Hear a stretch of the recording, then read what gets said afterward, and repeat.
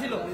এইবার এই পরিস্থিতিতে প্রমাণিত হয়েছে যে অধিকার 18 সালে মাননীয় প্রধানমন্ত্রী ছেড়ে দিয়েছিলেন, যেটা গেজেট করে বাতিল করা হয়েছিল, আপনারা এই অধিকার কেউ কেউ ফিরাই আনতে গিয়া আজকে এত বড় একটা দুর্ঘটনার পতিত হইল।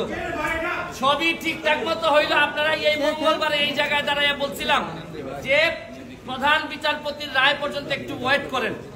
অনেকেই ওয়েট করেন নাই, অনেক আবেগ ছিল, যার কারণে আজকের এই ধ্বংসলীলা। আমি আরো জিনিস বলতে চাই, এই মঙ্গলবারের পরে বৃহস্পতিবারেও প্রশাসন চাইলে, প্রধান বিচারপতি বা আমাদের সুপ্রিম কোর্ট চাইলে বৃহস্পতিবারও একটা সমাধান দিতে পারতেন বলে আমি মনে করি।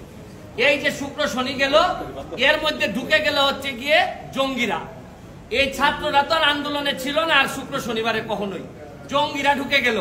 আমি আর এর ভিতরে আরেকটা জিনিস বলতে চাই, আপনারা দেখেন যে অলরেডি আপনারা তো সংবাদ সম্মেলনে আছেন, আর ওইদিকে প্রায় 826 জঙ্গি, সে 80টার মতো রাইফেল নিয়ে ও কোথায় যে ঘুরে বেড়াচ্ছে। আচ্ছা, আপনারা কি মনে করেন যে কোটা আন্দোলন যারা, এরা নিরীহ, এরা হচ্ছে গিয়ে আমাদেরই সন্তান? তারা তো সংস্কারের কথাই চাচ্ছিল, সরকারও সংস্কার চাচ্ছিল। মধ্যখানে এই ঝামেলাটা হয়ে গেল মিসআন্ডারস্ট্যান্ডিং, এবং এই সুযোগটা নিয়ে নিল জামাত বিএনপি, সুযোগটা নিয়ে নিল হচ্ছে জঙ্গিরা। এখন আমি মনে করি এই সরকারের প্রশাসনও, যারা বয়স্ক যারা আছেন, তারা এই তরুণদের যে সেন্টিমেন্ট, এটা বুঝতে পুরোপুরি ব্যর্থ হয়েছেন। তারা তাদেরকে একদম লাইটলি নিছেন, তারা ভাবছেন যে এরা একটা লাইটলি একটা বিষয়, এবং এইটার ব্যর্থতা আমি মনে করি এই প্রশাসনের আছে।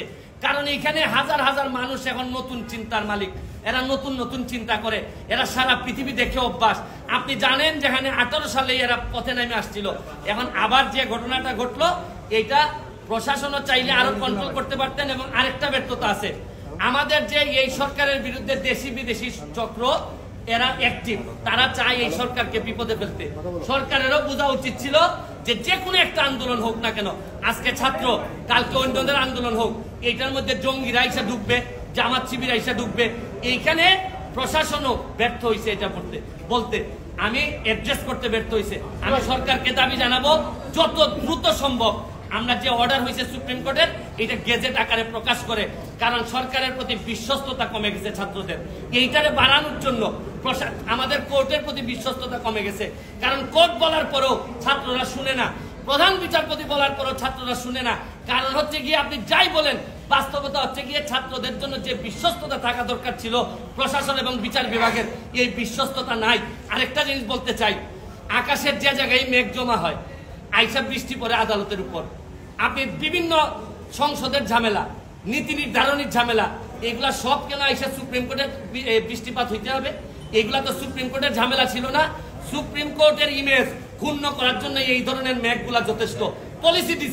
পলিসি ডিসিশন যেখানে প্রধানমন্ত্রী 18 সালে শেষ করে দিচ্ছেন, এইটারে হাইকোর্টে নিয়ে আসা এইসব ঝামেলা, মানে মেঘ জমে অন্য জায়গায় আর বৃষ্টিপাত হয়েছে গিয়ে সব সুপ্রিম কোর্টে। আমি বিশ্বাস করি সুপ্রিম কোর্টের ইমেজ এতে ক্ষুণ্ণ হয়, পরবর্তীতে এইসব বিষয়ে যেন আরো সচেতন থাকেন সুপ্রিম কোর্ট, এবং প্রশাসনের জন্য সতর্ক থাকে।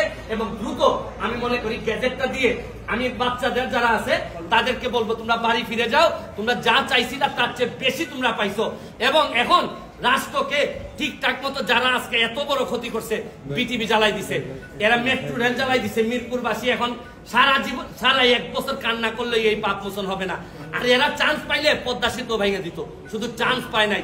এরা আসলে এইবার প্রমাণ হয়েছে, এদের কাছে ক্ষমতা গেলে বঙ্গবন্ধু কন্যার কাছে ক্ষমতা ভুল শুদ্ধ থাকলেও উনার কাছে ক্ষমতা নিরাপদ। আর এদের কাছে ক্ষমতা গেলে কি হবে, এইটার নমুনা আপনারা অল্প দিনের মধ্যে, এই 2-3 দিনের মধ্যে দেখছেন। আমার এইটাই দাবি। ভালো থাকবেন।